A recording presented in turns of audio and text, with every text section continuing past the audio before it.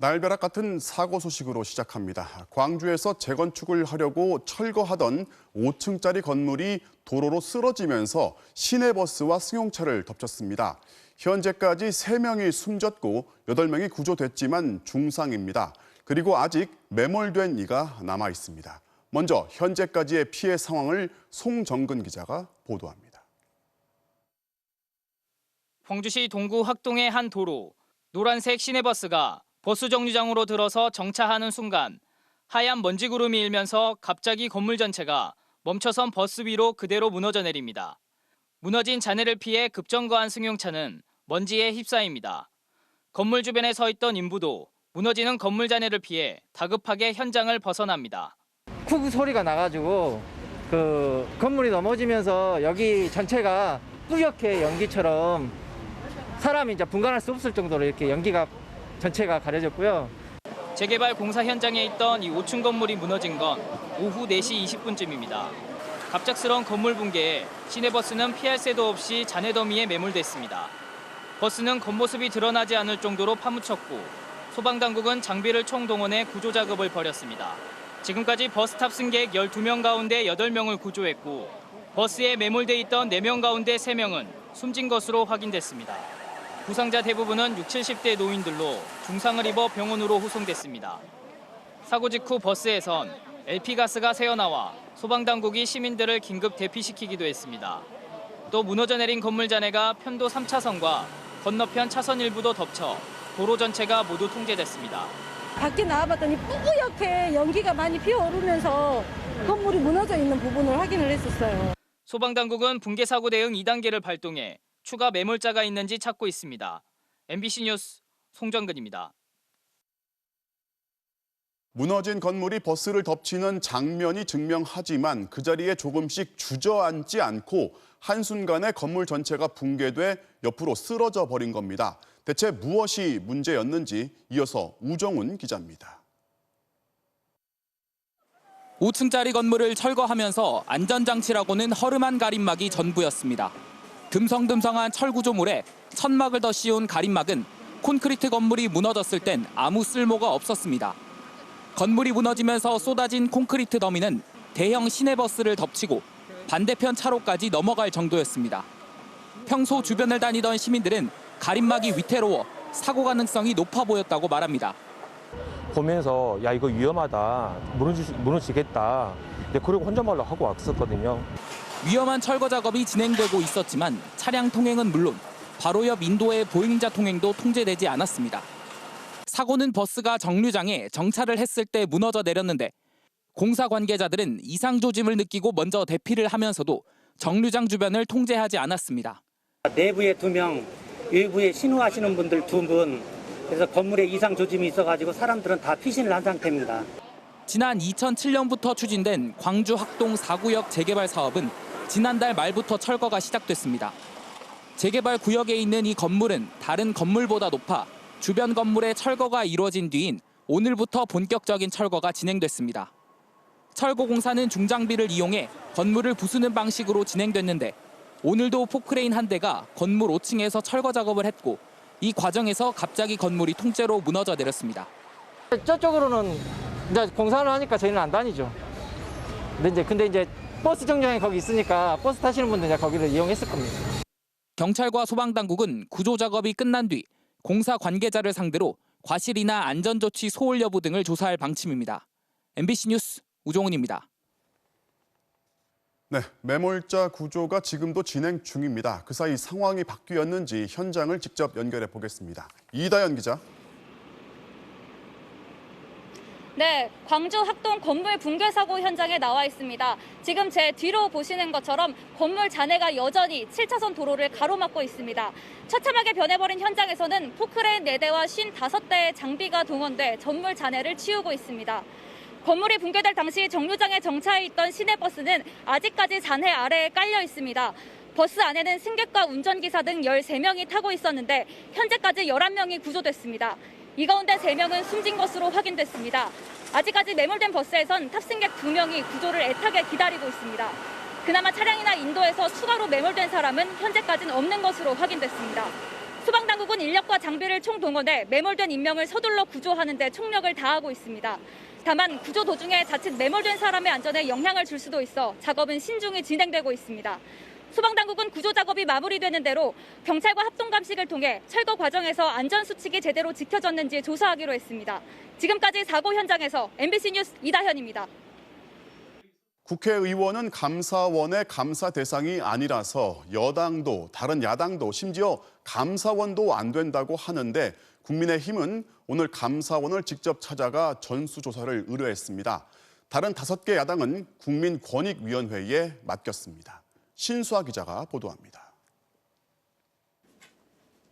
정의당과 열린민주당, 국민의당 등 비교섭 단체 5개 정당들도 소속 의원 14명에 대한 부동산 투기 의혹 전수조사를 국민권익위에 맡겼습니다.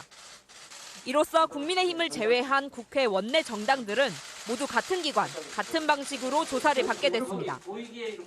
권익위가 민주당 국회의원들에 대한 전수조사를 발표한 내용을 보면 충분하게 권익위를 신뢰하고 권익위의 조사를 맡겨도 될 것 같다라고 합니다.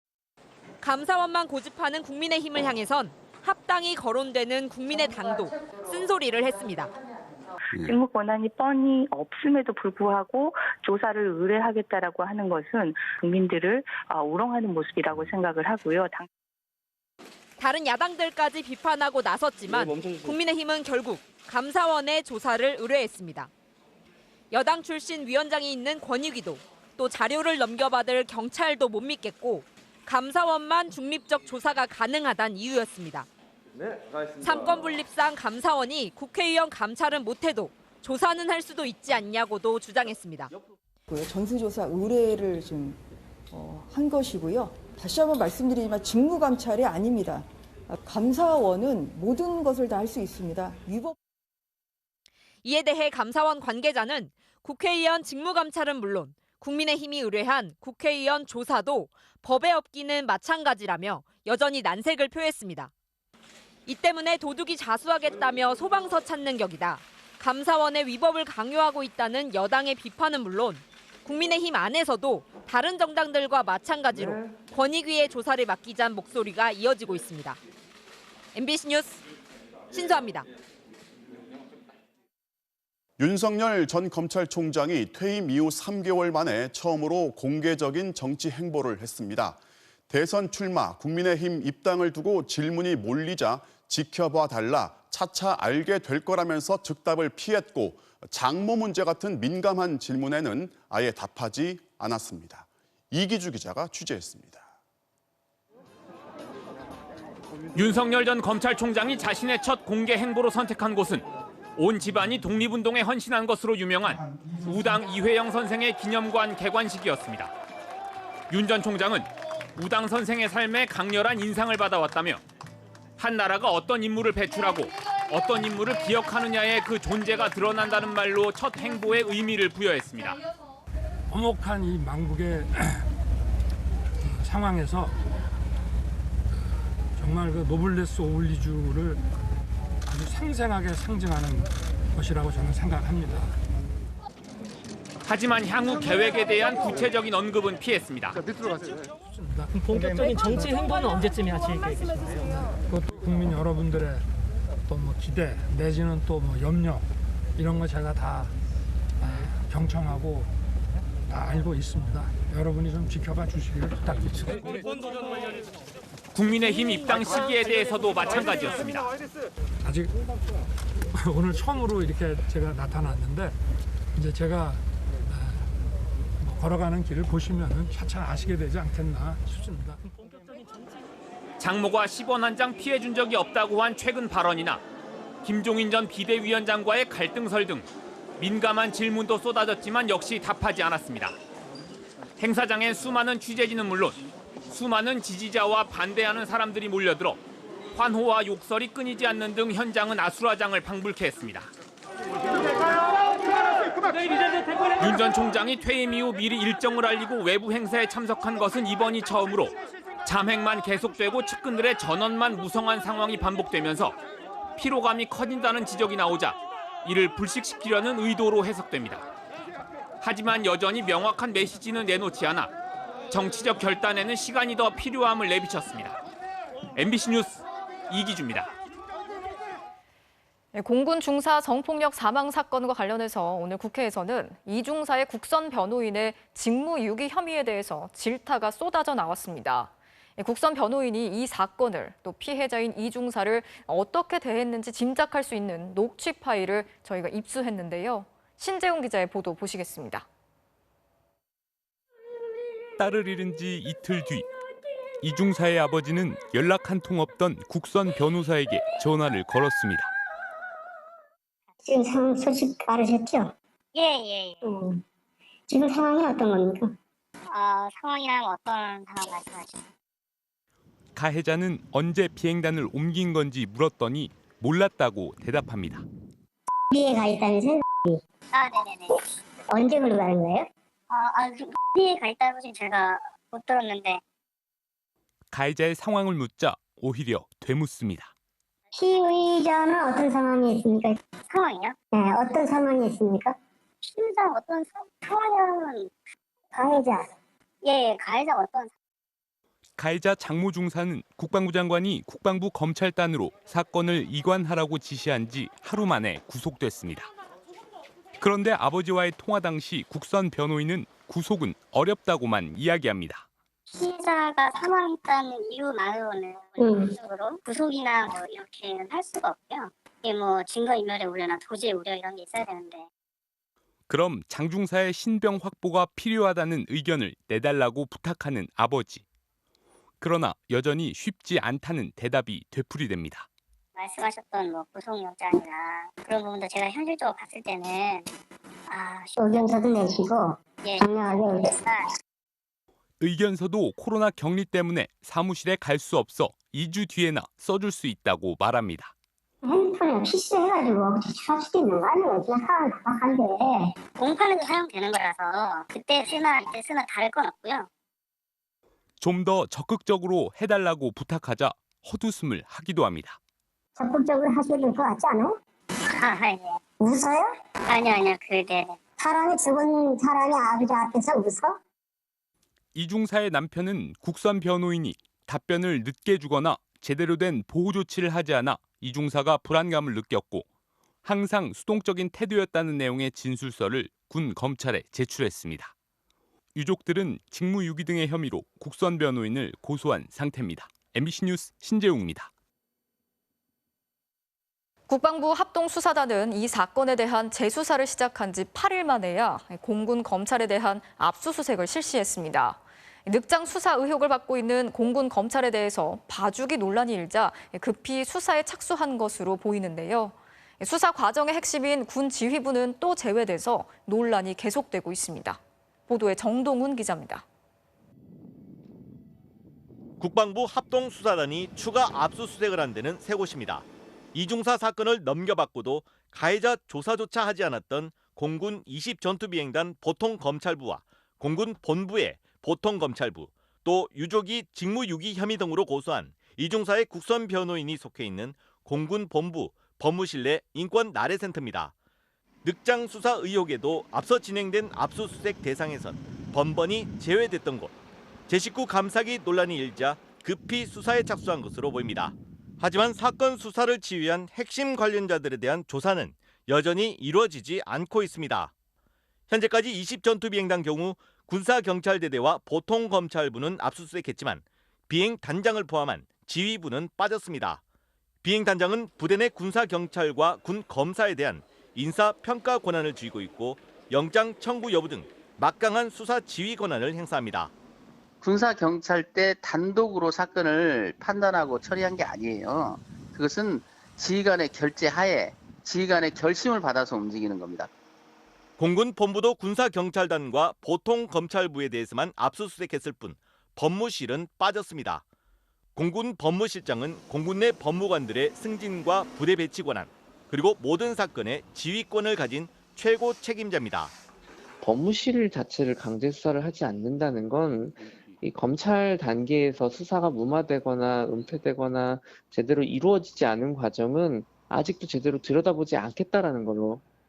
국방부가 수사 과정에서 조직적인 축소 은폐가 있었는지 규명하겠다고 밝혔지만 핵심은 놔둔 채 변죽만 울리고 있는 건 아닌지 우려가 나오고 있습니다. MBC 뉴스 정노을입니다. 이번 사태로 소집된 국회 국방위원회에서 서욱 국방부 장관은 이중사가 숨진 채 발견된 지 18일 만에 공식 사과했습니다. 성추행 혐의로 구속된 장중사가 금전적 합의를 시도했다는 주장도 나왔습니다.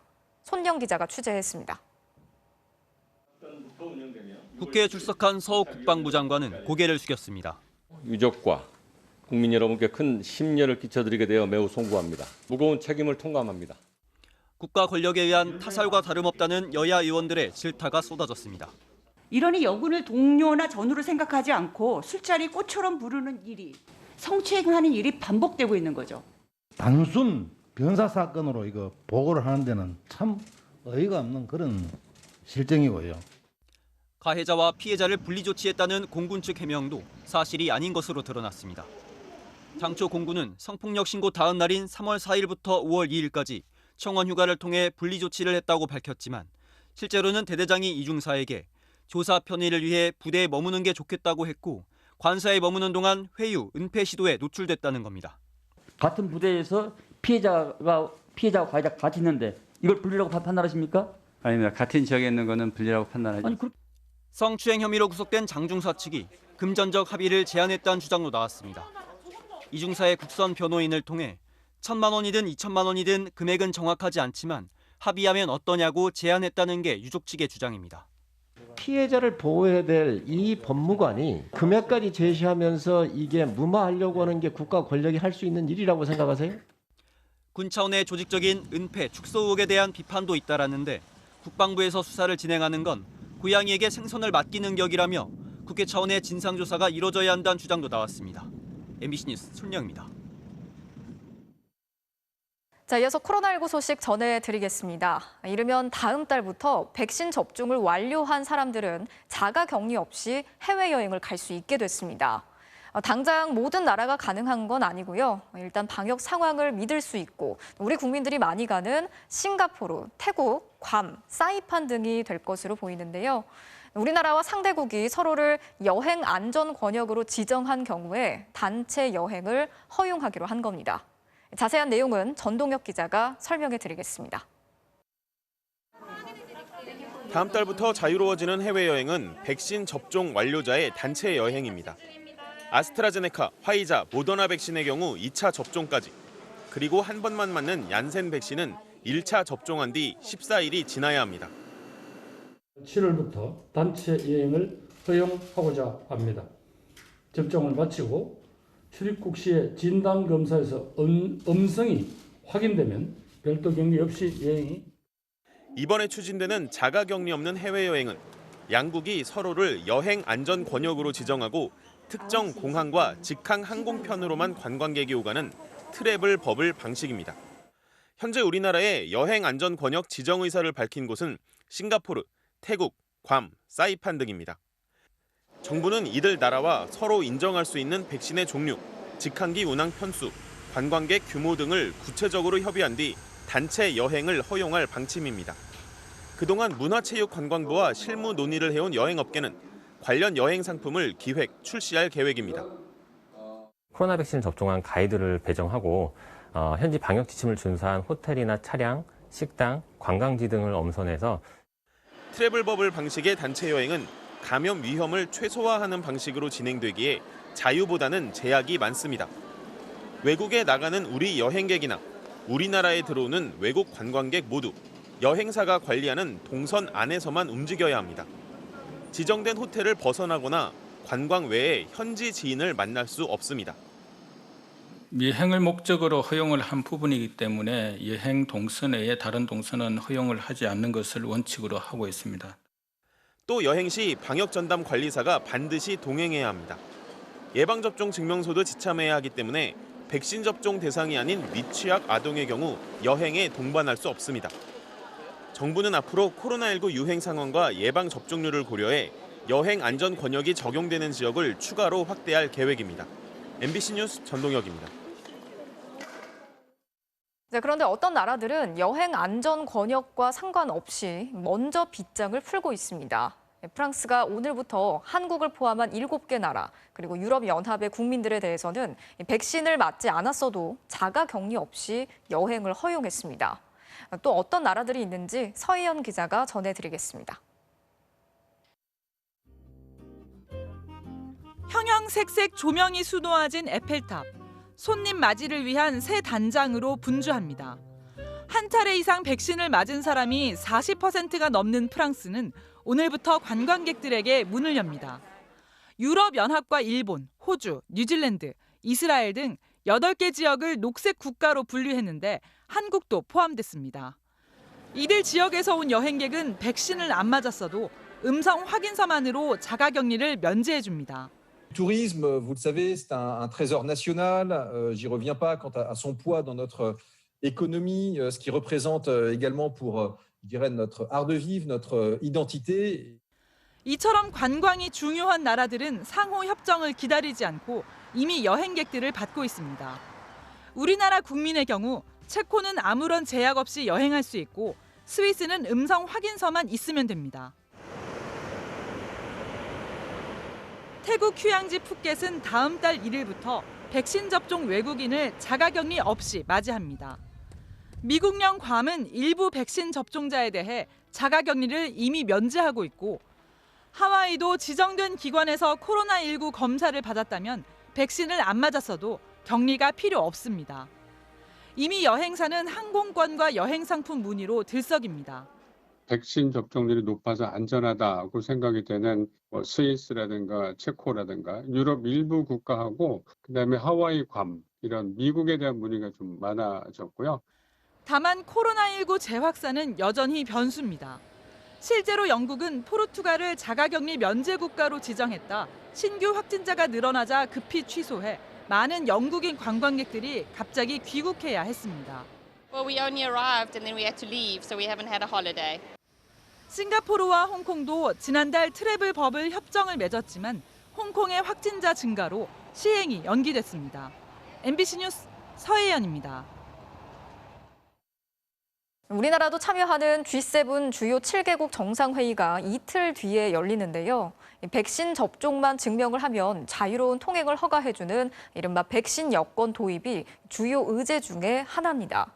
과연 언제쯤 현실화되는 건지, 걸림돌은 뭐가 있는지 임소정 기자가 취재했습니다.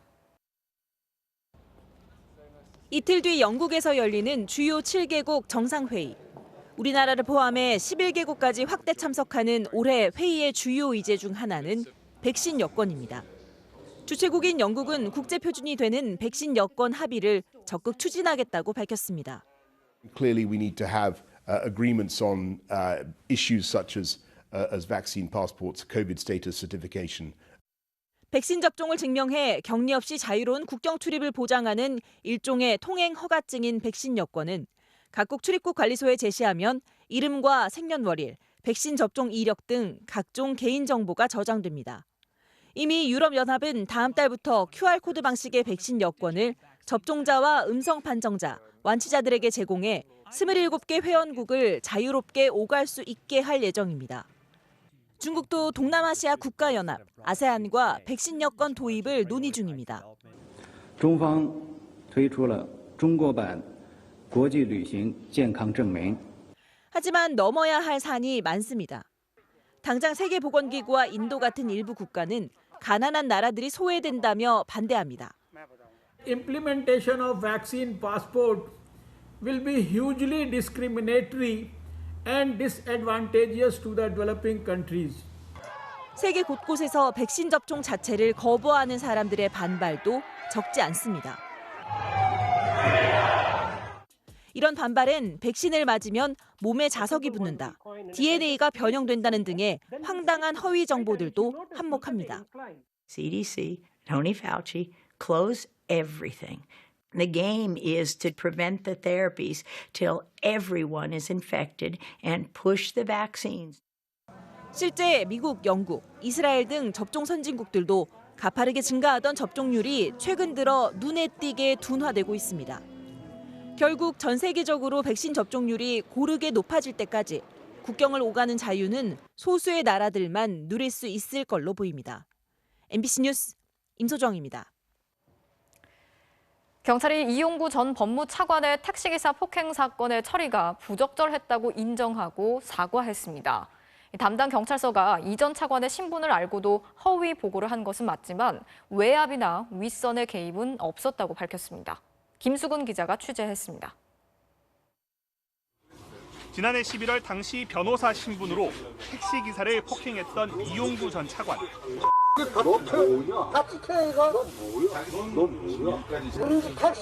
택시기사.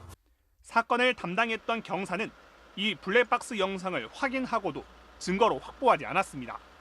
영상이 있다는 사실을 담당 팀장에게도 보고하지 않았습니다. 서초서는 사건 발생 엿새 뒤 택시기사가 처벌을 원치 않는다며 내사종결했습니다.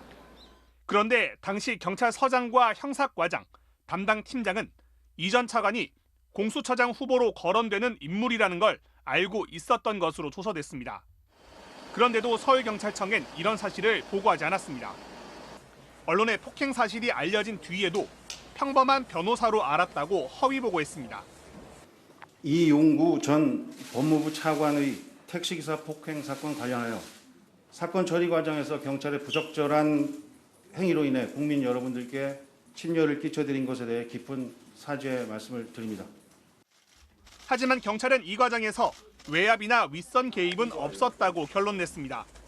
이 전 차관과 전현직 경찰관 등 91명을 조사하고 8천여 건의 통화 내역을 분석한 결과 부적절한 통화나 사건 청탁은 없었다는 겁니다.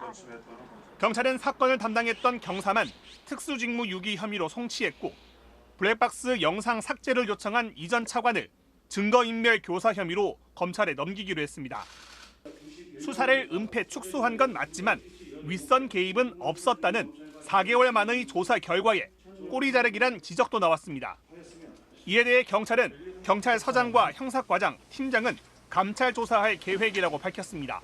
MBC 뉴스 김수근입니다. 이 중사가 성폭력에 이어 2차 가해를 당했던 20전투 비행단에서는 3년 전에도 한 병사가 어느 간부의 괴롭힘을 견딜 수 없다면서 스스로 생을 정리한 사건이 발생했습니다. 자신을 노예 취급한다고 호소할 정도였고 동료 병사들의 증언까지 있었지만 군 검찰은 가혹 행위는 없었다고 결론 냈습니다. 이 병사의 주검은 고 이중사 바로 옆 시신안치소에 3년째 누워 있습니다. 윤상문 기자가 취재했습니다. 국군수도병원 안치실. 고 이중사 바로 옆 고 최모일병이 3년째 안치돼 있습니다. 어머니는 한 달에 한 번 아들을 만나러 옵니다. 저번에 해바라기 갖다 놨더니 금방 시들었네. 내 아들. 최일병은 2018년 11월 공군 20전투 비행단에서 23살의 나이로 생을 마감했습니다. 세상을 떠나기 한 달 전 전화기로 들려온 아들의 목소리는 유독 어두웠습니다. 이제 휴가 보고 이제 막 삼자 이러면서 살았는데, 그치. 갑자기 어제 막 그래. 휴가 딸렸다라는 소리도 듣고, 갑자기 막 무너지는 거지 막. 안 그래도 막 힘들고 답답한데 그 뭐지 야근을 있으면은 이제 강제를 해야 되잖아. 그 무렵 진행됐던 검사에서 최일병의 스트레스 지수는 비정상적으로 높게 나왔습니다. 특히 상급자의 비인격적 언행 등 9개 항목은 견디기 힘들 정도란 진단. 상급자 면담이 필요한 결과였지만 군은 아무 조치도 하지 않았습니다. 최일병은 며칠 뒤 생활관에서 숨진 채 발견됐습니다. 이어진 군경찰 조사에서 동료들은 최일병이 직속상관 윤모 소위로부터 괴롭힘을 당했다고 했습니다. 거의 매일 질책을 당했고 작은 실수도 넘어가는 법이 없었습니다.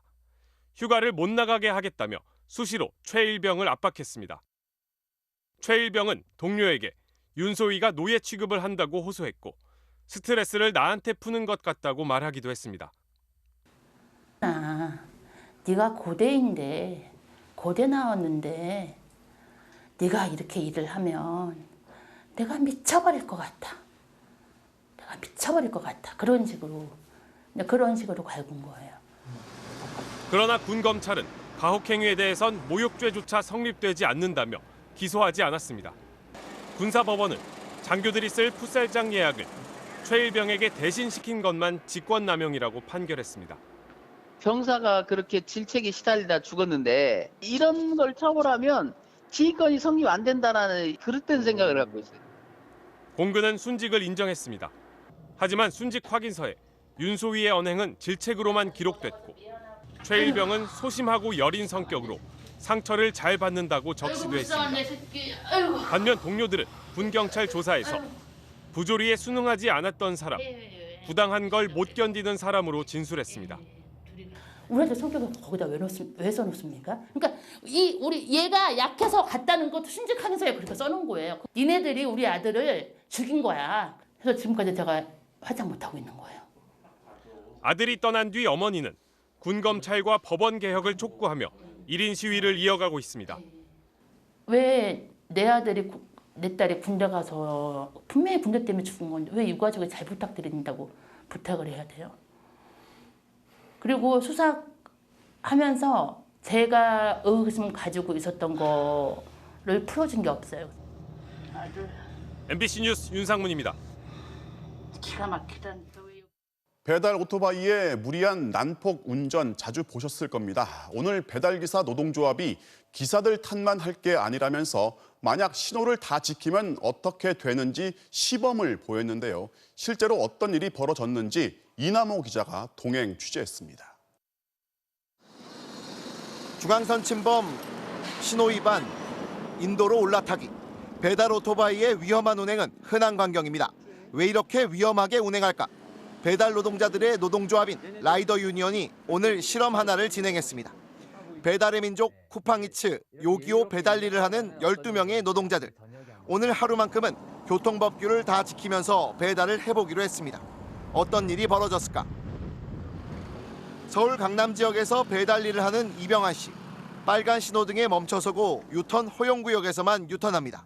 법규를 지켰을 뿐 쉬지 않고 달렸는데 시작부터 1분 지각이라는 메시지가 뜹니다. 준법 운행이 계속될수록 지각 시간이 계속 늘어납니다. 아직 음식을 받으러 출발도 안 했는데 벌써 3분 지각입니다. 이게 지금 교통법규를 지키면 이미 지났어요. 아직 가지도 않았는데 지난 거예요. 허둥지둥 달려서 음식점에 도착하니 이미 9분 늦었습니다. 인공지능은 스마트폰 앱을 통해 당신은 지금 몇 분 늦었다는 경고를 쉬지 않고 보냅니다. 다른 배달 노동자들도 사정은 비슷합니다. 픽업은 계속 들어오는데 문제는 못 잡겠어요. 이게 좀 거리가 좀 멀다 싶은 거는 너무 늦을 것 같아요. 아까 하나가 내가 14분 지연됐거든요. 법규를 다 지키다가는 인공지능이 정해놓은 배달 시간을 맞출 수 없습니다. 교통법규 지키면서 가다 보면 5분에서 10분 이상이 그 음식 조리 시간이 오버가 돼요. 업주님들이 늦게 왔다고 인상 쓰고, 왜냐면 음식이 나와 있는데 늦게 오니까. 하지만 배달 플랫폼들은 인공지능이 계산하는 시간은 안전운행에 아무 문제가 없다고 주장하고 있습니다. 배민의 번쩍 배달, 쿠팡이츠의 치타 배달, 요기요의 익스프레스. 음식 배달 플랫폼들이 저마다 빠른 배달, 속도 경쟁을 하고 있습니다. 지난해 오토바이 배달을 하다 사고로 숨진 노동자는 서울 시내에서만 24명이었습니다. MBC 뉴스 이남호입니다.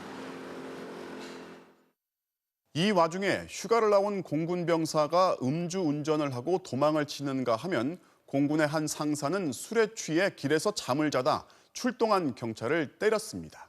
남효정 기자가 보도합니다. 오늘 아침 부산의 한 도로. 만취한 남성이 택시 조수석에 탑니다. 벼란간 충전기를 창밖에 내던지더니 현금통에 있던 지폐를 구기고 난동을 부립니다. 택시기사가 남성을 제지하자 때릴 듯 위협하고 욕설을 하며 택시기사를 폭행합니다. 난동은 20분간 이어졌습니다. 위험했는데 이제 자기가 특수부대 출신이니까 죽인다고 조심해라고 마지막 경고라고. 휴대전화를 빼앗긴 택시기사가 차를 세우고 경찰에 신고하러 간 사이 남성이 내려 운전석에 탑니다.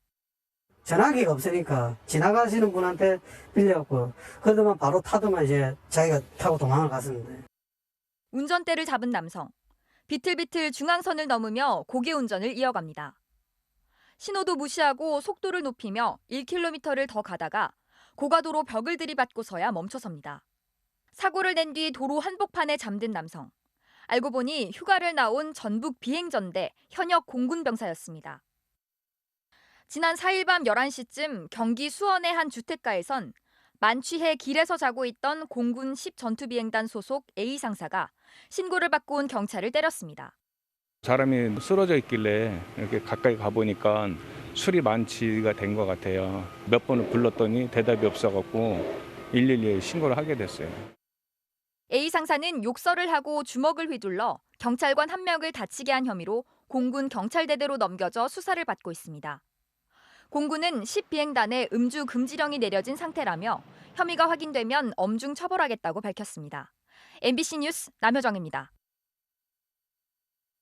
저희가 얼마 전 제보는 MBC입니다에서 소개팅 앱으로 만난 여성이 영상통화로 신체 노출을 유도했고 그 영상이 온라인에서 유포되고 있다는 피해자가 한둘이 아니라는 보도를 해드렸는데 경찰이 범인을 잡았습니다.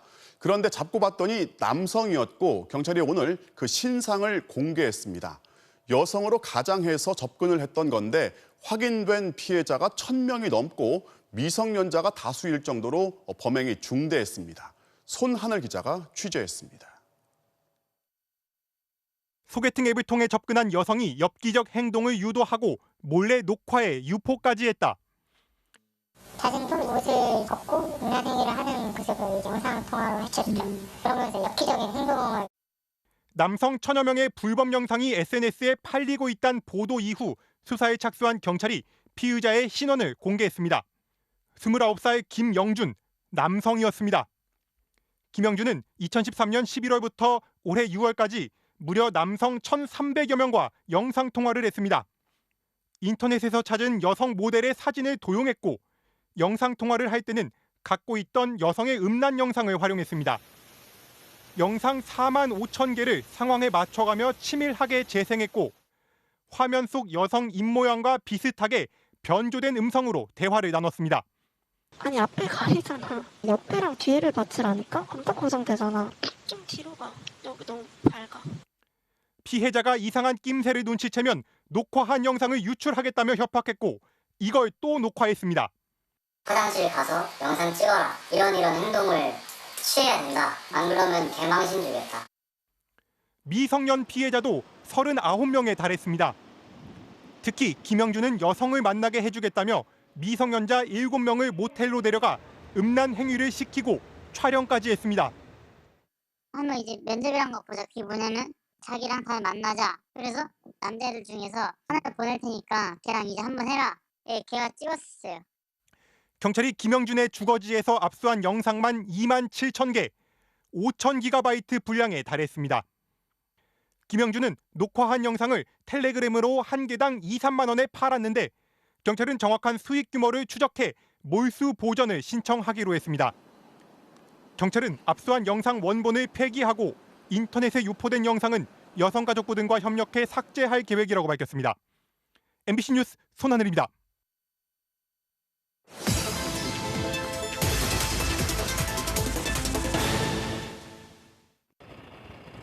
바로 간다 김진선 기자입니다. 어선이나 여객선이 드나드는 항구를 개발하는 데는 막대한 세금이 듭니다.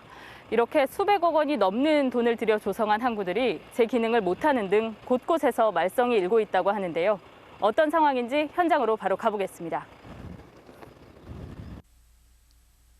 전남 장흥에 있는 작은 섬 노력도. 2010년 세금 150억 원을 들여 노력항이 건설됐습니다. 그런데 지금은 운항 중단을 알리는 종이가 나붙고 여객선 터미널은 굳게 닫혔습니다. 지금은 주로 뭘로 쓰이고 있어요? 지금 아무것도 안 해요. 낚시꾼들 왔다 갔다 하고. 네. 지금 아무것도 안 해요. 문도, 접안시설도 모두 녹이 슬었습니다. 인적이 끊긴 안쪽에는 낚시꾼 한 명이 자리 잡았습니다. 원래 넘어가갖고 지금 계시는 거예요. 아, 열려 있어서가 아니고? 예. 아까 아니 모닥이 저렇게 돼 있잖아요 지금 저. 그러네, 낚시꾼들 다 써있는데. 모닥이 돼 있는데 땅을 넘어가서 이제 하니까 이제. 터미널 뒤편의 대형 주차장. 차량 한 대도 찾아볼 수 없습니다. 대신 바닥엔 다시마가 펼쳐져 있습니다. 문 닫은 널찍한 항구를 어민들이 다시마 말리는 곳으로 쓰고 있는 겁니다. 원래 못 만들게 했는데요, 막 말리고 그러더라고. 항구가 조성될 당시 이렇게 300대 규모의 주차장까지 함께 만들어졌지만 지금은 이렇게 폐어구들만 자리를 차지하고 있습니다. 거미줄이 쳐진 대합실 입구는 아예 사람이 들어오지 못하게 막아버렸습니다. 낚시꾼들하고 텐트 쳐갖고 놀고 있고 냄새가 나가지고 그냥 쓰레기를 버리고 간다니까. 한때는 제주를 오가는 여객선이 취항해 해마다 45만 명의 관광객으로 붐볐지만 상황이 급변했습니다. 개항 5년 만에 적자 누적으로 여객선 운항이 중단되면서 현재는 이렇게 녹슬고 불 꺼진 항구로 전락했습니다. 제 기능을 잃어버린 항구. 장흥군은 노력항에 160억 원을 다시 투입해 고등어 선단을 유치하겠다고 나섰습니다. 저희들도 우리 고등어 선망 선단을 노력항을 유치해서 침체된 노력항을 지역 경제도 활성화시키고 이번엔 전남 무안의 신월항. 3년 전 어촌 뉴딜 사업을 한다며 50억 원을 들여 항구를 뜯어 고쳤습니다. 그런데 그때부터 항구에 들러 승객을 태워야 할 페리가 그냥 지나쳐갑니다. 주민들은 어쩔 수 없이 작은 배를 타고 건너옵니다. 그전에는 차가 저 밑에까지 내려가서 짐도 푸고 했는데 지금 아까 보셨다시피 전혀 그럴 수 없는 상황이거든요. 당초 선착장의 기울기는 8도 정도로 완만했는데 공사 이후 12도로 가파르게 변했습니다. 이 때문에 하루 4차례씩 들어오던 페리는 들어오질 못하고 있습니다. 나이든 섬 주민들은 이끼가 낀 이 경사로를 오르내리다 넘어지고 다치기 일쑤입니다. 시골 땅은 다 고령화 시대에 돼간 시대이기 때문에 노인장들이 저걸 올라오지를 못해요. 미끄러진 산이 많아요. 결국 올해 말 준공 예정이던 신월항 공사는 중단됐습니다. 전국의 크고 작은 어항은 2,300여 곳. 어촌을 살리겠다며 막대한 예산을 투입하고 있지만 쓸모없는 항구가 늘어가고 있습니다. 바로 간다. 김진선입니다. 전체 치매 환자의 60-70%를 차지하는 알츠하이머. 그동안 마땅한 치료 방법이 없었는데 미국에서 18년 만에 알츠하이머 치료제가 승인됐습니다. 어떤 약인지 효능과 전망에 대해서 박진주 기자가 설명해 드리겠습니다. 단순한 기억력 감퇴로 시작해 일상생활을 유지할 수 없는 수준으로 병세가 악화되는 치매. 공원을 혼자 가셨는데 돌아올 시간이 3시간이 지나 안 들어오셨어요. 반대쪽으로 가버렸어요, 길을. 우리나라 노인 10명 중 1명이 치매이고 사회적 비용도 15조 원이 넘게 들 정도지만 기존 치료제는 불면증과 불안 등의 증세를 완화시키는 게 전부였습니다. 그런데 미국 FDA가 지난 2003년 이후 18년 만에 치매의 한 종류인 알츠하이머를 치료하는 신약 에듀헬름을 승인했습니다. 알츠하이머는 베타 아밀로이드라는 독성 단백질 덩어리가 뇌 속에 쌓이면서 발병하는데 에듀헬름은 베타 아밀로이드를 직접 제거하는 획기적인 치료제라는 평가가 나오고 있습니다. 이 아밀로이드를 제거함으로써 이후에 이제 진행을 막고 근본 원인 물질을 제거할 수 있다는 게 제가 보기엔 치매 치료에 굉장히 패러다임의 전환이라고 말씀드릴 수가 있을 것 같아요. 마땅한 치료제가 없는 알츠하이머 환자들에게는 분명 희소식입니다. 하지만 에듀헬름은 알츠하이머와 초기 치매에만 효과가 있고 중증 이상으로 진행된 경우엔 쓰기 어려울 거란 지적이 있습니다. 중증 환자에서도 효과가 있을 수 있을 것인가에 대한 이제 임상이 또 진행이 될 필요가 있겠죠. 비용도 만만치 않습니다. 4주 간격으로 주사를 맞아야 해 1년에 6,200만 원 정도가 들고 뇌혈관 손상 등의 부작용도 있을 수 있습니다.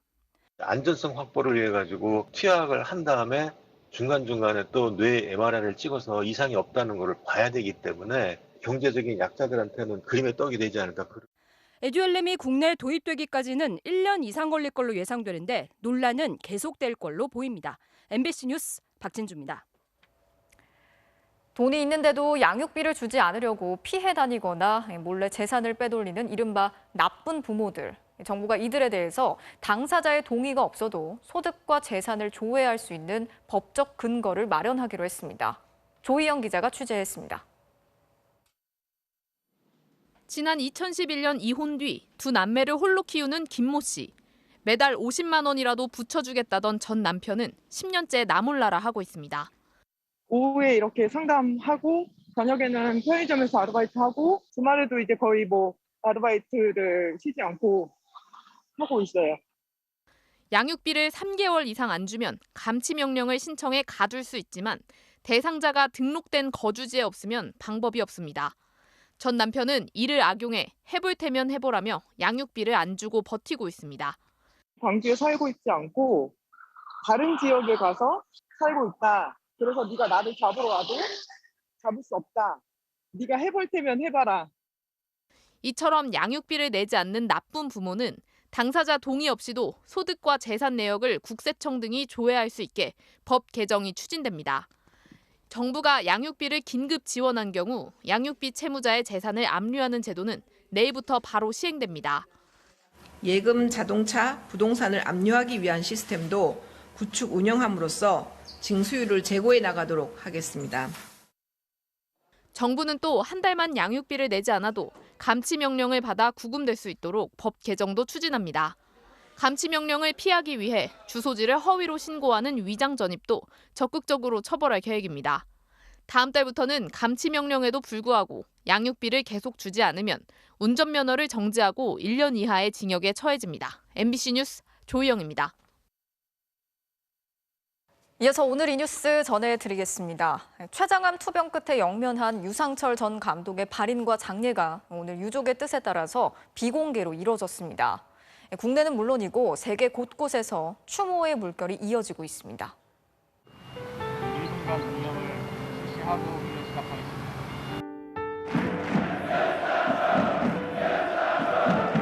제가 여기서 우승도 했었고 인사드리고 싶어서 이렇게 왔습니다.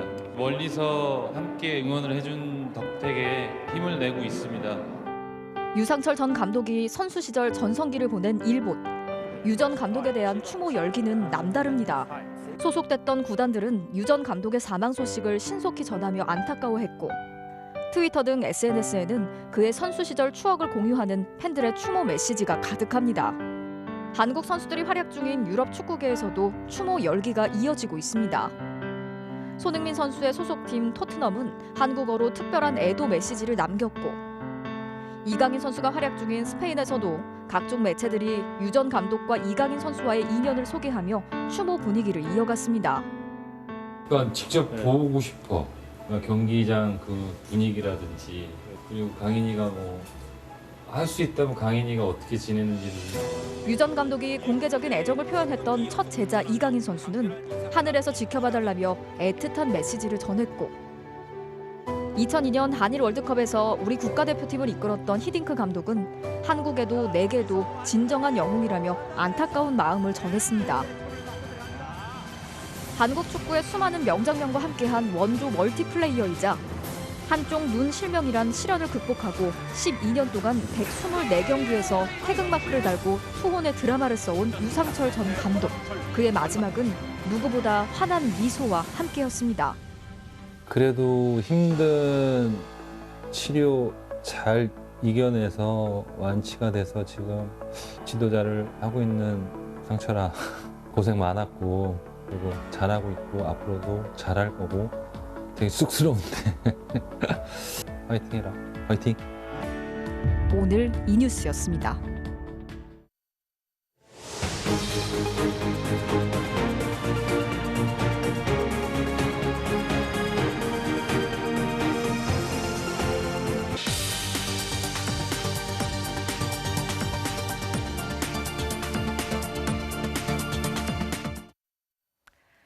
오늘 첫 소식으로 전해드린 광주의 건물 붕괴 현장 상황 다시 알아보겠습니다. 철거 중인 5층 건물이 도로 위에 시내버스를 덮치면서 매몰된 사람들을 구조하는 작업이 이뤄지고 있는데요. 사망자 수가 계속해서 늘고 있습니다. 현장 나가 있는 취재 기자 연결해서 자세한 상황 알아보겠습니다. 자, 이다영 기자 전해주시죠. 네, 광주 학동 건물 붕괴 사고 현장에 나와 있습니다. 지금 제 뒤로 보시는 것처럼 건물 잔해가 여전히 7차선 도로를 뒤덮고 있습니다. 처참해진 현장에서는 포크레인과 중장비가 대거 동원돼 건물 잔해를 치우고 있습니다. 건물이 붕괴될 당시 정류장에 정차해 있던 시내버스는 아직까지 잔해 아래에 깔려 있습니다. 갑작스런 붕괴에 버스는 피할 새도 없이 잔해 더미에 매몰됐고 지금까지 구조 작업을 통해 9명이 숨진 채 발견됐습니다. 사고는 오늘 오후 4시 20분쯤 발생했습니다. 시내버스가 버스 정류장으로 들어서 멈춘 순간 갑자기 건물 전체가 버스 위로 그대로 무너져 내렸습니다. 구조 작업 초기 버스 탑승객 8명이 구조됐는데요. 이들은 대부분 60, 70대 노인들로 중상을 입어 병원으로 후송됐습니다. 사고 직후 버스에선 LP가스가 새어나와 소방당국이 시민들을 긴급 대피시키기도 했습니다. 또 무너져 내린 건물 잔해는 건너편 차선까지 덮쳐 도로 전체가 통제됐습니다. 건물이 무너진 학동 4구역 현장에선 재개발 사업으로 지난달 말부터 철거가 시작됐습니다. 이 건물 5층에선 오늘 포크레인 한 대가 올라가 철거 작업을 하고 있었습니다. 붕괴 당시 공사 관계자들은 이상 조짐을 느끼고 먼저 대피를 하면서도 정류장 주변을 통제하진 않았습니다. 소방당국은 구조 작업이 마무리되는 대로 경찰과 합동 감식을 통해 철거 과정에서 안전 수칙이 제대로 지켜졌는지 조사하기로 했습니다. 지금까지 사고 현장에서 MBC 뉴스 이다현입니다.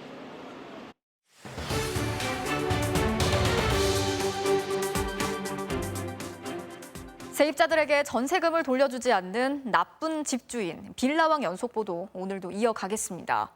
저희가 한 달 동안 취재를 하면서 압류된 빌라를 찾을 때마다 집집마다 빌라를 팔아준다는 명함이 붙어 있었는데요. 압류된 집을 어떻게 팔아준다는 걸까요? 알고 봤더니 위험한 매물을 다른 세입자에게 떠넘기는 거였습니다. 알이라고 불리는 뒷돈을 뿌리면서 빌라를 투기판으로 만드는 세력도 여전했습니다. 이준희 기자가 집중 취재했습니다. 빌라가 모여있는 서울 구로구의 한 주택가.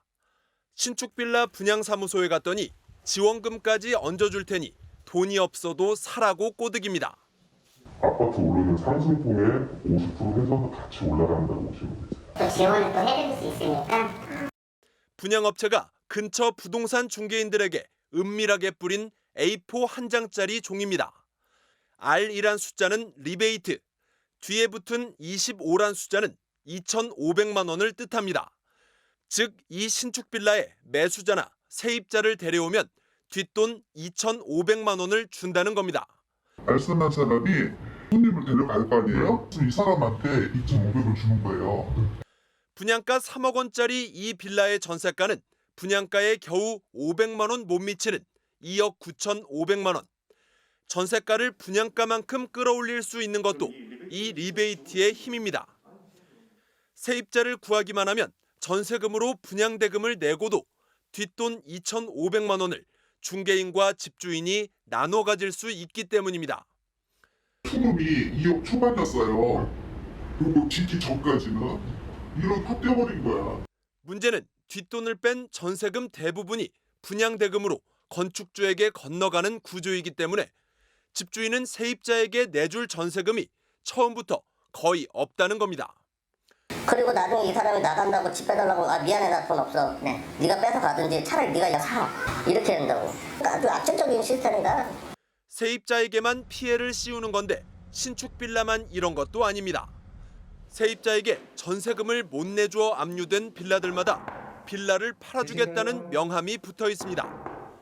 어떻게 가능한지 물어봤더니 자신들이 2억 원에 사들이면서 압류가 풀리면 2억 3천만 원에 전세를 내놓겠다고 합니다. 4일 3천에 나오는 부분에 대해 저희가 3천을 가져가는 거죠. 어차피 원금 2억을 드리면 사장님은 그냥 내시는 거고.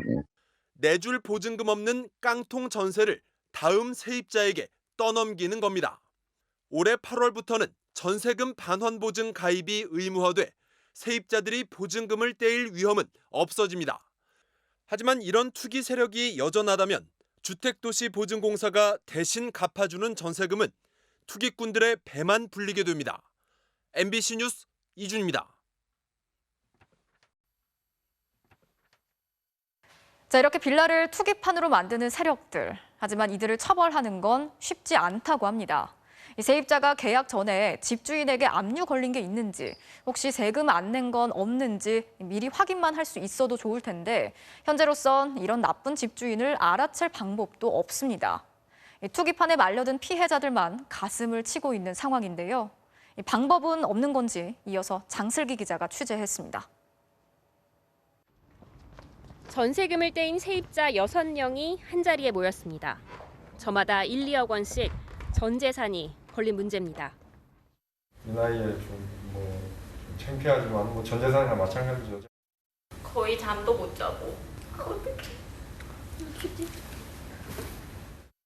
집주인은 다들 다르지만 모두 수백 채를 가진 임대사업자란 건 같습니다. 굉장히 집이 많으신 분이다 이러면서 걱정거리가 없을 것처럼 말을 했고, 이들 집주인이 가진 집을 다 더하면 2,179채, 압류된 집만 1,800채가 넘습니다. 이 자리에 없는 피해 세입자들이 훨씬 더 많다는 얘기입니다. 전입신고 다 하셨나요? 전입 신고하고 확정일자 받으면 전세금을 지킬 수 있다지만 소송과 경매로 몇 년을 싸워야 합니다. 유차를 거듭하는 경우도 많아 전세금을 온전히 돌려받을 수 있을지 낙관하기도 힘듭니다. 나쁜 집주인을 계약 전에 미리 피한 게 상책이지만 현재로선 알 방법이 없습니다. 문제가 발생한 뒤에야 알게 됩니다. 사기꾼이었다는 사실에 대한 거를 종료 3개월 전에 알았습니다. 런던이 2017년부터 운영 중인 나쁜 집주인 공개 사이트입니다. 휴 닐이라는 집주인 이름을 검색하니 집 수리를 하지 않아 벌금 1,000파운드, 150만 원을 냈다고 나옵니다. 부동산 공인중개사들이 왜 처벌을 받았는지도 확인할 수 있습니다. 반면 국토교통부가 운영 중인 임대주택 종합정보 사이트 렌트홈에서 나쁜 집주인들의 전세 매물을 검색했더니 얼마나 압류가 걸려 있는지, 세금은 얼마 안 냈는지 등 집주인 정보는 확인할 수 없습니다. 집주인에 대한 솜방망이 처벌이 피해를 키운다는 지적도 많습니다. 세입자 35명에게 전세금을 돌려주지 않고 있는 한 집주인도 계약 만기 6개월 전 세입자 피해가 우려된다는 이 문자 메시지를 보낸 게 근거가 돼 무혐의 처분을 받았습니다. 갚으려고 노력은 했기 때문에 사기죄를 적용할 수 없다는 겁니다. 어떻게든 빼주려고 하고 있다라고 답변을 했기 때문에 혐의가 인정이 안 된다고. 피해 세입자들은 압류된 전셋집을 공공임대로 전환해달라고 요구하고 있습니다. 법률 지원도 필요하다고 호소하고 있습니다. 아무것도 못했어요. 그냥 회사 생활도 겨우 할 정도로. 현재 나쁜 집주인의 정보를 공개하는 법안과 상습적으로 전세금을 떼먹는 집주인을 형사처벌할 수 있도록 하는 법안이 제출돼 국회 상임위에 계류 중입니다. MBC 뉴스 장슬기입니다. 오늘까지 백신 1차 접종자는 978만 명, 내일 오전이면 1,000만 명을 돌파할 것으로 예상되고 있습니다. 내일부터는 얀센 백신 접종도 시작이 되는데요. 이렇게 백신 접종의 속도를 내면서 궁금한 점들도 참 많으시죠? 오늘은 백신을 맞고 이상 반응이 강하게 나타나야 항체가 잘 생기는 건지 김미희 기자가 짚어봤습니다. 백신을 맞은 뒤 나타나는 이상 반응은 사람마다 다릅니다. 심한 근육통과 고열에 시달리는가 하면 살을 올리기 힘들었습니다. 열은 한 38.5도까지 올랐고 몸에 별다른 증상이 없어 오히려 걱정하기도 합니다. 조금 열이 있거나 근육통이 있는 사람들은 오히려 항체가 더 생기는 거 아니냐. 아무 작용이 없는 사람보다 그게 궁금했죠. 하지만 서울대병원 연구팀이 조사한 결과 백신을 접종한 뒤 나타나는 이상 반응과 항체 형성과는 전혀 관계가 없었습니다. 부작용이 아예 없거나 아주 가볍게 있었던 경우도 항체가 잘 형성되는 것을 확인할 수 있었습니다. 부작용이 미미하다고 해서 항체가 형성된 것이 아닐까 봐 걱정하실 필요는 없을 것 같아요. 이상 반응 신고율은 젊은 층에서, 특히 여성에서 높습니다. 이건 여성 호르몬인 에스트로겐이 항체 형성에 영향을 주기 때문으로 추정됩니다. 그 전에 백신에서도 독감 백신이나 이런 데서도 비슷한 경향이 있습니다. 젊은 연령일수록 여성에서 더 면역 반응이 강하기 때문일 것으로 생각을 합니다. 또 아데노바이러스 전달체 방식으로 만들어진 아스트라제네카 백신의 경우 과거 비슷한 바이러스에 노출된 경험이 있으면 이상 반응이 적을 수 있습니다. 이미 아데노 감기 바이러스에 대한 어떤 면역을 갖고 있기 때문에 훨씬 그 반응이 조금 적게 나타나는 거죠. 결론적으로 이상 반응의 강도와 면역 생성은 관련이 없습니다. 다만 이상 반응이 나타났을 때 먹는 아세트 아미노펜 계열의 해열제를 접종 전 미리 먹으면 오히려 면역 반응을 낮출 수도 있습니다. MBC 뉴스 김미희입니다. 국내 세 번째 온라인 은행 토스뱅크가 이르면 9월에 문을 엽니다. 카카오는 보험까지 진출한다고 합니다. 온라인 금융업계 몸집이 갈수록 커지는 배경을 정진욱 기자가 취재했습니다. 금융위원회가 오늘 토스의 은행업 진출을 최종 승인했습니다. 토스뱅크는 9월에 영업을 시작합니다. 2016년 K뱅크, 2017년 카카오뱅크에 이어 세 번째 인터넷 은행입니다. 토스뱅크는 틈새를 공략합니다. 신용등급이 낮아 은행 대출을 못 받던 사람들이 주요 고객입니다. 이렇게 할 수 있는 건 토스가 이미 방대한 이용자 정보를 갖고 있기 때문입니다. 기존 은행은 대출할 때 금융거래 실적만 주로 봅니다. 반면 토스는 이미 간편 송금 서비스 앱 이용자 2천만 명의 빅데이터를 갖고 있습니다. 얼마나 버는지, 번 돈 중에 쓰는 돈은 얼마인지, 절약 습관은 어떤지, 누가 우량 고객인지 다 알고 있는 겁니다. 그 4등급 이하 중저 신용자들의 80% 중에 약 30%는 무신용자로 분류를 할 수 있었습니다. 그 기존의 금리에 대출을 받아야 했던 고객들에게 1금융권 대출을 제공할 수 있을 거라는 저희의 자신감이 생겼습니다. 이미 카카오뱅크로 은행업에 진출한 카카오. 이제 자동차 보험 진출까지 노리고 있습니다. 카카오의 강력한 무기 역시 빅데이터입니다. 카카오 택시, 카카오 내비를 통해 3,600만 명의 이동 데이터를 갖고 있습니다. 자동차의 사고 확률이라든지 이런 것들을 분석을 해서 아주 저렴한 보험료를 가지고 소비자들에게 접근할 수 있는. 기존 금융권은 바짝 긴장하고 있습니다. 은행들은 디지털 전환을 위해 점포를 계속 없애고 있습니다.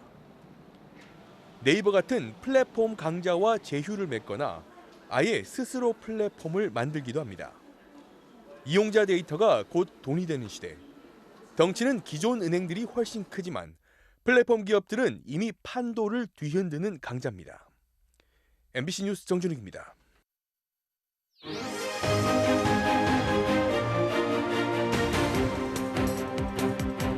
정치적 참견 시점 정치팀 김지경 기자 나와 있습니다. 자, 오늘 준비한 소식 보겠습니다. 네.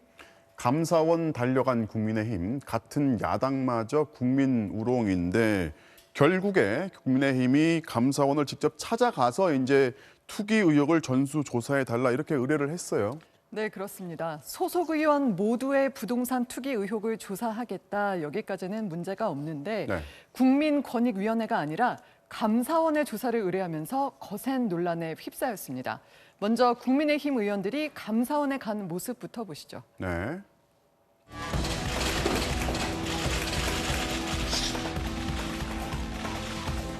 국민의힘은 소속 의원 102명 전원과 배우자 그리고 직계 좀비속에 대한 부동산 거래 실태에 관해서 감사원에서 전문성을 발휘해서 철저히 조사해서 국민들께 밝혀주시면 감사하겠습니다.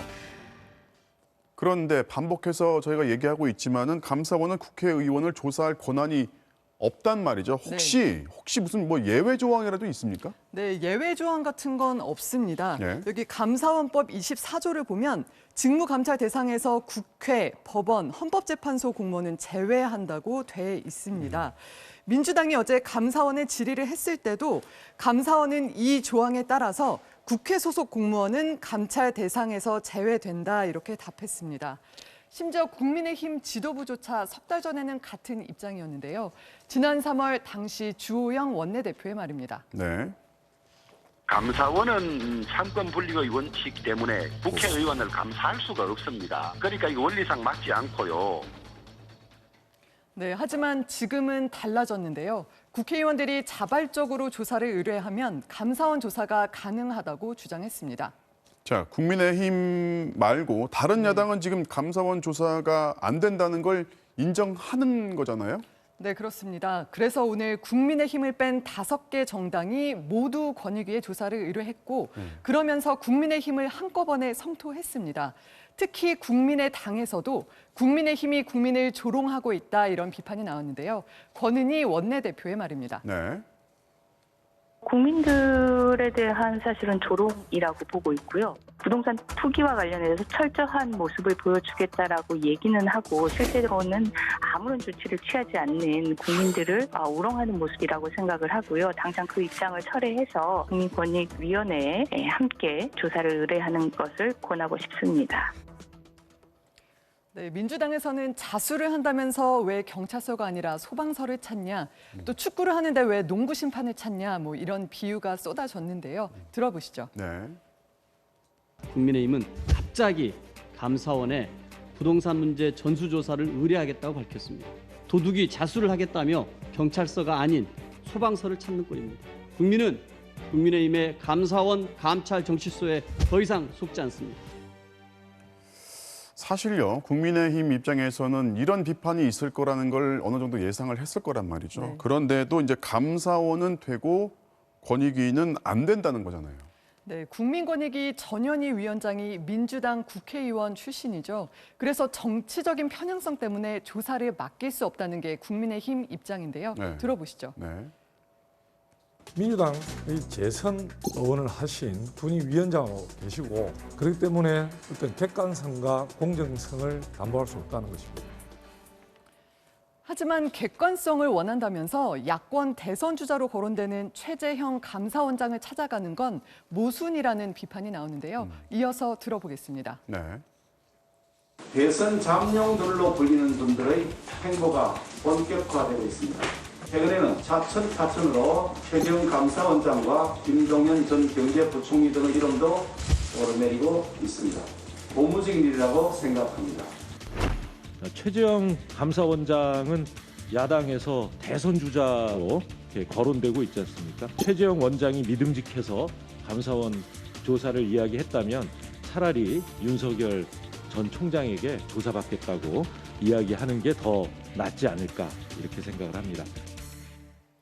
네, 민주당은 또 전현희 위원장은 이미 조사에서 배제가 돼 있고 권익위 특별조사단에는 야당 추천 조사위원도 포함이 돼 있다면서 권익위가 편파적이란 주장을 반박했습니다. 이건 뭐 감사원이 난감할 것 같은데 공식적인 네. 입장이 나왔습니까? 네, 감사원 관계자는 조만간 입장을 내겠지만 감사원법에는 조사 의뢰라는 단어조차 없다 이러면서 회의적인 반응을 보였습니다.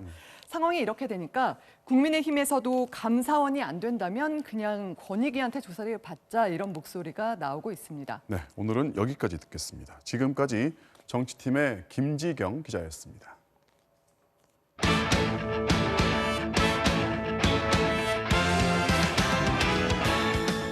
수요일 밤 스포츠 뉴스입니다. 우리와 같은 조의 투르크메니스탄은 레바논의 극적인 역전승을 거뒀습니다. 대표팀의 최종 예선 진출도 한결 쉬워졌네요. 김태용 기자입니다. 후반 14분 투르크메니스탄의 선제골이 터집니다. 최종 예선 진출을 노리는 레바논도 당하고만 있진 않았습니다. 수비수 3명을 제치는 환상적인 동점골로 1대1. 곧바로 과감한 중거리포로 순식간에 승부를 뒤집었습니다. 하지만 이미 탈락이 확정된 투르크메니스탄은 끝까지 포기하지 않았습니다. 후반 40분부터 드라마를 연출했습니다. 감각적인 날아차기로 환상적인 동점골을 만들어냈고 이 과정에서 레바논 선수의 퇴장까지 이끌어냈습니다. 그리고 후반 45분 역습 상황에서 극적인 역전골을 터뜨렸습니다. 이미 조 3위로 탈락한 투르크메니스탄이 우리와 조 1위를 다투는 레바논을 꺾으면서 대표팀은 최종 예선 진출에 더 가까워졌습니다.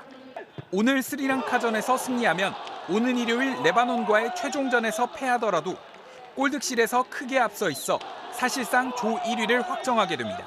MBC 뉴스 김태훈입니다. 독특한 타격 자세로 소문난 롯데 정훈 선수가 어제 놀라운 타격으로 화제를 모았는데요. 나이 35에 첫 말로 홈런까지 터뜨리면서 롯데의 새로운 4번 타자로 빛을 보고 있습니다. 이명록 기자입니다.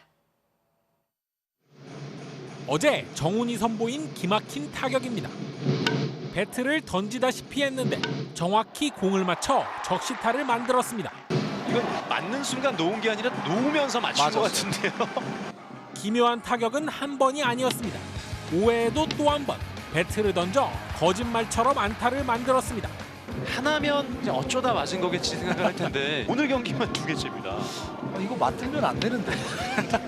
어떻게든 공을 맞추고 싶어서 그렇게 하는 건데 안타는 잘 안 되더라고요, 평소에. 물론 제대로 잡아당긴 안타도 있었습니다. 그리고 7회 만루에선 자신만의 극단적인 어퍼스윙으로 홈런포까지 터뜨렸습니다. 프로 데뷔 15년 만에 그것도 이대호와 안치홍의 연쇄 부상 속에 4번 타자로 때린 첫 만루 홈런이었습니다. 4번이라고 생각한 적이 저는 없고요. 타점 많이 하는 건 좋은데 뭐 다른 홈런이랑 뭐 별 차이는 없는 것 같습니다. 2006년 연습생으로 입단했다 방출된 후 초등학교 코치를 경험하는 듯 굴곡이 많았던 정훈. 데뷔 후에도 2루에서 밀려났지만 묵묵히 중견수와 1루수를 오가며 살아남았고 전매 특허 어퍼스윙을 바탕으로 버텨내며 팀에 빼놓을 수 없는 선수가 됐습니다. 4번 타자로 나선 6월 7경기에서 리그 최다인 13타점. 팀도 반등에 성공하면서 35 정훈의 야구 인생은 황금기를 맞았습니다. 저는 롯데 4번이 아니기 때문에 우리 대호 형이 하루빨리 와서 이 자리를 좀 지켜줬으면 좋겠습니다. MBC 뉴스 이명노입니다. 축구장에 낙하산을 타고 등장한 불청객을 슬기롭게 처리한 재치 있는 심판 이야기로 토플레이 출발합니다. 폴란드의 한 축구장입니다. 경기가 한창인데 갑자기 하늘에서 낙하산이 뚝 떨어집니다. 어떻게 된 건가요? 황당하다 못해 분위기까지 어색해졌는데요. 심판이 가만히 있을 수 없죠. 재치 있게 옐로 카드를 꺼내듭니다. 그리고 경기는 속행이 됐는데 아니 그런데 이분은 경고가 아니라 퇴장 아닌가요? 메이저리그로 갑니다. 피츠버그의 신인 헤이즈의 타구가 담장을 살짝 넘어가면서 홈런이 됩니다. 홈구장엔 축포까지 터졌는데 갑자기 비디오 판독에 들어갑니다. 분명 폴에 맞았는데 심판이 아웃을 선언해요. 아니 이게 무슨 일이죠? 아이고 다시 보니 1루 베이스를 안 밟고 지나쳤네요. 다저스 1루수가 이걸 놓칠 리 없죠? 타자가 타구를 끝까지 보느라 깜빡했나 본데요. 다음부턴 정신 바짝 차려야겠습니다. 다음은 마이너리그 투수의 엄청난 반사신경입니다. 보셨나요? 한 바퀴 돌면서 타구를 맞고 글러브가 날아갔는데도 바운드된 공을 맨손으로 잡아서 정확한 송구까지. 투수만 하기엔 아까운 수비 재능이죠. 마지막은 프랑스 그리즈만의 그림 같은 오버헤드 킥입니다. 멋진 공중 동작에 절묘한 슈팅 타이밍, 그리고 공이 수비 머리를 맞는 행운까지 따랐네요. 지금까지 토플레이였습니다. 프로야구 키움의 박병호 선수가 올 시즌 첫 멀티 홈런을 터뜨리며 반등에 대한 기대감을 키웠습니다. 수요일 밤 스포츠 뉴스였습니다.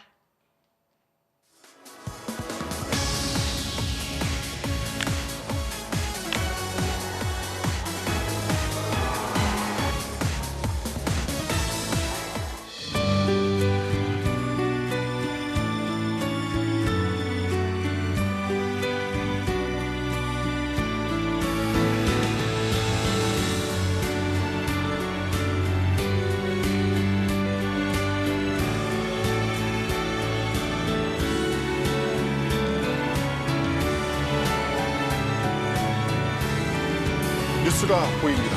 평일 저녁 7시 40분.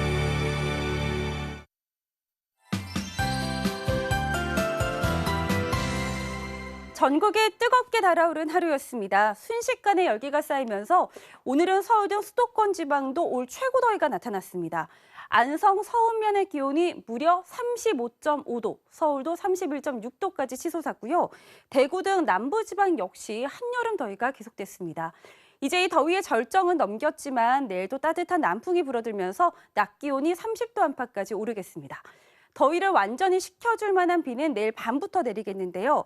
제주와 경기 북부는 오후에 비가 시작돼 밤 사이에는 서울 등 그 밖의 전국으로 비가 확대되겠습니다. 하지만 계절의 계절인 만큼 비의 양이 적지 않습니다. 제주 산지에는 최고 300mm 이상의 호우가 쏟아지겠는데요. 비 피해 없도록 대비를 잘 해주셔야겠습니다.